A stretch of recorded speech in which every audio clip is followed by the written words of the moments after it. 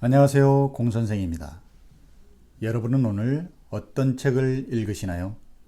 안녕하세요, 책 소개하는 공선생입니다. 3일 만에 찾아뵙는데요, 굉장히 오랜만에 뵙는 것 같습니다. 매일매일 영상을 촬영하고 그리고 편집해서 업로드하는 유튜버님들을 보면 참 대단하시다는 생각이 드네요. 저는 그렇게 못하고 있으니까요.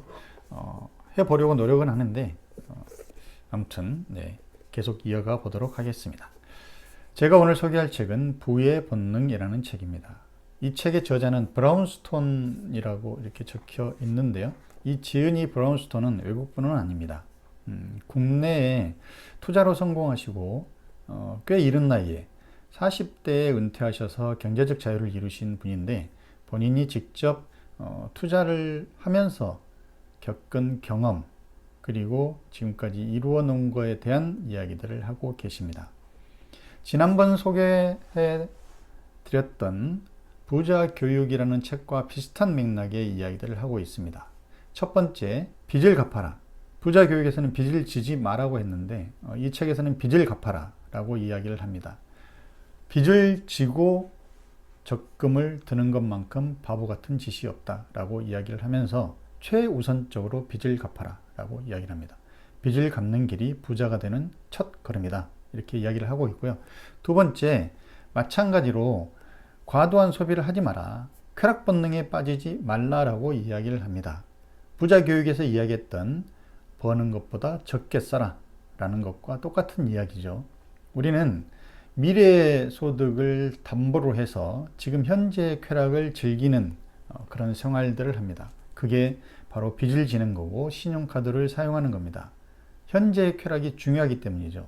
책에서는 욜로 하다가 골로 간다 라고까지 표현을 하는데요. 물론 욜로가 그런 뜻은 아닙니다. 그렇지만 이 책에서는 욜로를 그렇게 경고를 하고 있습니다.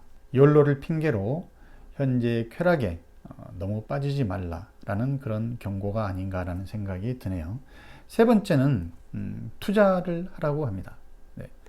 부자 교육에서도 종잣돈을 만들어서, 그러니까 번 것보다 적게 쓰고 그리고 남은 돈은 투자하라고 그랬잖아요. 이 부의 본능에서도 마찬가지로 종잣돈을 만들어서 투자하라고 합니다. 그 종잣돈을 만들 때까지 쾌락 본능을 자제하라, 이렇게 이야기를 하고 있습니다. 책에서는 대다수의 사람들이 재테크에 실패하는 9가지 본능에 대해서 이렇게 이야기를 하고 있습니다. 무리짓는 본능, 영토 본능, 쾌락 본능, 근시안적 본능, 손실 공포 본능, 과시 본능, 도사 환상, 마녀 환상, 결함 있는 인식 체계. 바로 이 9가지 본능을 극복하기만 하면 우리는 누구나 부자가 될 수 있다라고 합니다. 9가지 본능에 대해서는 책에 자세하게 설명이 되어 있으니까 책을 참고하시면 될 것 같고요. 그 중에 하나, 쾌락 본능에 대해서 저는 극히 더 공감을 했습니다. 쾌락 본능, 미래의 소득을 담보로 지금 현재의 즐거움을 먼저 취하는 게 바로 쾌락 본능이라는 거죠. 그 쾌락 본능 때문에 우리는 빚을 지고 신용카드를 쓰게 됩니다. 책에서는 부자가 되기 위해서는 무조건 빚을 먼저 갚아라 라고 이야기를 합니다. 조금 더 좋은 아파트, 더 좋은 차, 그리고 당장의 여행, 당장 이렇게 뭔가 맛있는 어떤 그 맛집을 찾아다니는 그런 본능을 좀 억제하고 조금 더 작은 차, 그리고 집은 사놨더라도 투자의 목적으로 보유를 하고 나는 좀 더 안 좋은 지역에 가서 전세로 살면서 지금 현재의 고통을 감내하라고 이야기를 합니다.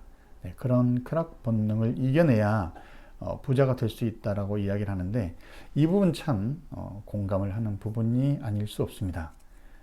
왜냐하면 제 삶이 쾌락 본능을 억제하는 그런 삶을 살아오지 않았기 때문입니다. 물론 완전 방탕한 생활을 하거나 그러지는 않았지만 정말 미래를 위해서 현재의 고통을 감내할 만큼의 내가 생각하는 것보다 좀 더 큰 고통을 감내할 만큼의 삶을 살지 못했기 때문에 그 부분에 있어서 더 큰 공감을 하게 되는 것 같습니다. 그리고 저자는 손실 공포 본능의 오류라는 챕터에서 투자형으로 진화한 사람이 부자가 된다라고 이야기를 하고 있습니다. 우리는 손실 공포 때문에 투자를 꺼리게 되는데요. 바로 가장 큰 위험이 아무 투자도 하지 않는 것이다 라고 이야기를 하면서 투자를 해라. 투자를 해야 부자가 될 수 있다 라고 이야기를 합니다. 물론 실패도 있고 성공도 있을 수 있겠죠. 본인이 실패도 해보고 성공도 해보고 많은 경험을 했기 때문에 이 저자는 좀 더 자신 있게 이야기를 할 수 있는 것 같습니다. 투자에 성공을 하려면 공부를 많이 해야 되겠죠. 실전 경험도 많이 해야 되고요. 실제 노벨 경제학상을 받으신 행동경제학자 다니엘 카너먼, 생각에 관한 생각이라는 책으로 유명하신 분인데요. 그분이 했던 실험을 소개하면서 왜 투자를 해야 되는가에 대한 이야기를 하고 있는데요. 그런 부분들은 책에서 살펴보시면 좋을 것 같습니다. 설명하기가 너무 기네요.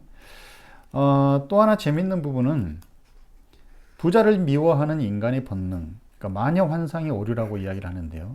이 부자를 미워하는 인간의 본능이 원시 시대부터 시작되었다고 이야기를 합니다.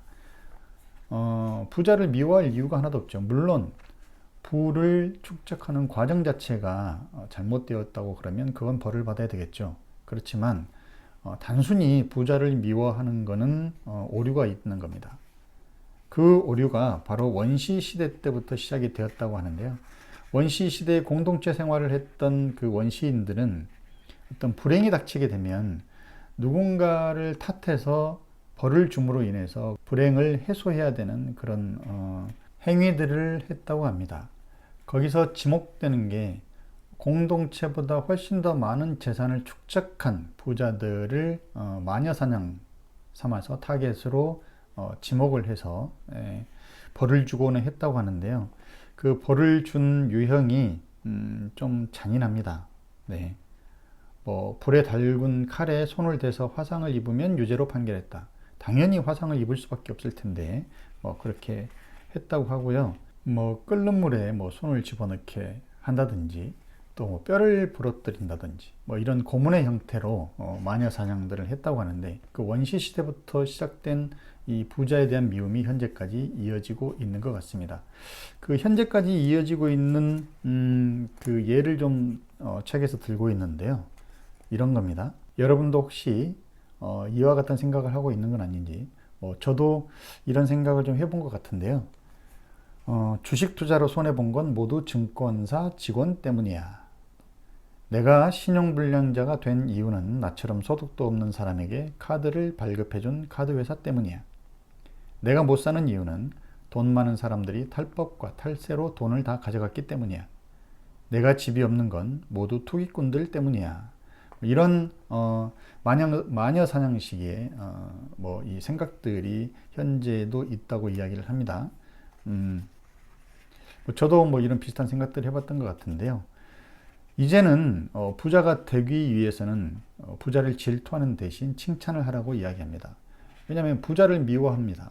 그러면 내가 부자가 된다는 것이 미워하는 사람이 되는 거잖아요. 그건 좀 모순 아닌가요? 부를 원하지만 부자가 되는 것은 내가 미워하는 사람이 되는 것, 참 어떻게 보면 아이러니일 수밖에 없습니다. 부자가 되는 것, 부자를 질투하지 않고 칭찬함으로 인해서 나도 부자가 될 수 있다. 그리고 나도 꼭 부자가 되어야 되겠다라는 생각을 갖는 것이 부자가 되는 지름길이다 라고 또 이야기를 하고 있습니다. 마지막 한 부분 좀 살펴보고 싶은 부분은 가난을 극복하는 10계명이라고 그래서 10가지 항목을 적어놓은 부분이 있습니다. 한번 읽어 드릴게요. 1. 남들이 영화나 TV 보며 즐거워할 때 지루한 재테크 책을 읽고 저축 계획표를 작성하라.